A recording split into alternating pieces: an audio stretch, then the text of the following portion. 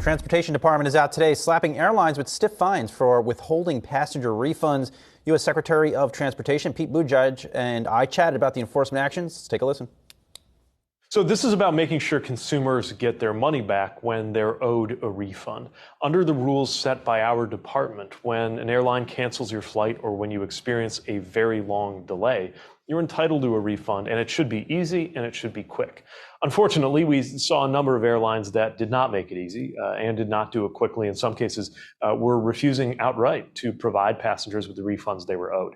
That's where we come in with the enforcement actions. So to cover a lot of these situations that happened over the last 2 years with 6 airlines, we have announced a round of enforcement actions and penalties. These are contributing to about $600 million in refunds going to hundreds of thousands of passengers, as well as penalties that we're ordering in order to signal that airlines should not make it hard. They shouldn't get to where it requires an enforcement action by our department to get people the money that they're owed. It should be quick and easy to get that refund. Are there now safeguards in place so this doesn't happen again? Yeah, we're watching very closely. We view ourselves as having a watchdog role, not just setting the rules, but making sure the rules are complied with. And these enforcement actions are designed to back that up. I'm also looking at increasing the penalties, even though we've already this year done a record high amount in terms of the fines, more than we've ever done in the history of this Consumer Protection Office. I'm ready to ratchet them up until we see airlines not putting us in the position of having to go to these lengths just to get passengers their money back. In the meantime, again, just with these 6 airlines alone, $600 million plus going back to passengers, which is where they belong. A huge number, and within that 6 is Frontier at $222 million in required funds. That is more than double, about double Air India, which is in second place. What is it about Frontier that they got hit the hardest here? Well, in this case, part of the issue had to do with moving the goalposts. They actually changed their definition of a significant delay, which used to be 3 hours. 3 hours or more, you were entitled to compensation, and they moved it in a way that that was not consistent with how passengers ought to be treated. So, whether it's a U.S.-based airline or an international airline, if you're operating in the U.S., we're going to hold you to that same high standard, and that is backed up with enforcement. We have a number of other investigations that are open right now, and we're always taking incidents, taking complaints through our website. We've gotten, I think, over 50,000 so far complaints this year. Our team goes through those, and when they add up to a pattern or when a passenger just isn't getting results, we're ready to step in. We just don't think we should have to. We're calling on the airlines to make this easier so that we don't have to get involved.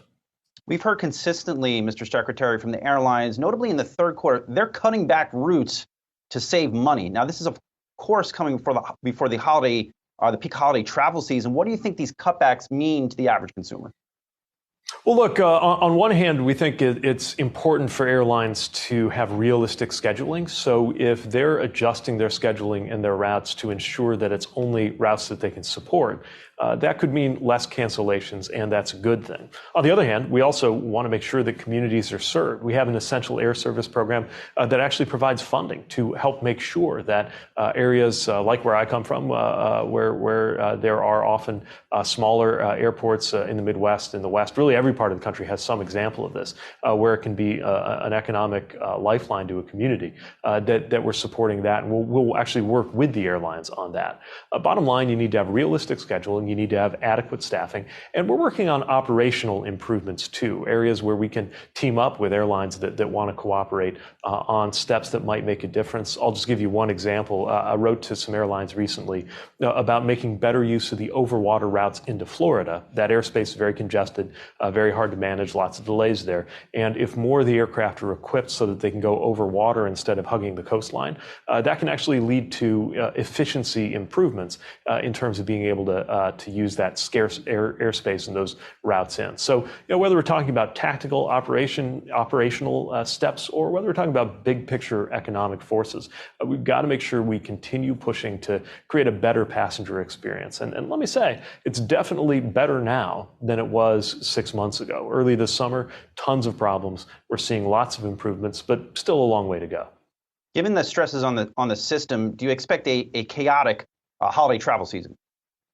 So I am expecting it to be better than it was this summer. Right now, we're seeing cancellation rates around 1% to 2%, and that's more of what would have been typical pre-pandemic. Of course, you can never quite get to zero just with weather and other issues that come up, but we never want to see them go back up to where they were early this summer. So the improvements, I think, are making a difference. But candidly, as we go into this holiday season, I don't think we're out of the woods yet. You have a great pulse on the economy, just given where you sit in transportation, Mr. Secretary. Do you see a recession on the horizon? Should consumers expect that?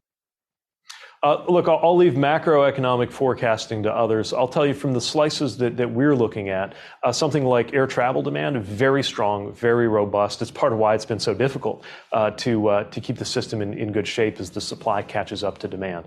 On the other hand, you look at the glimpses we get into the retail space. Last year, after all of the anxiety about whether Christmas was supposedly going to be canceled because of supply chain issues, we actually saw an all-time record high in terms of the goods moving through our ports. That appears to be softer now in a way that hopefully will give supply chains a chance to catch up, but also indicates that there's not quite that kind of red hot demand we saw a year ago. So those are just two examples of things that we're tracking that provide some indication. But again, when it comes to the big picture macro forecasts, I'll leave that to colleagues with a little more economic training than me.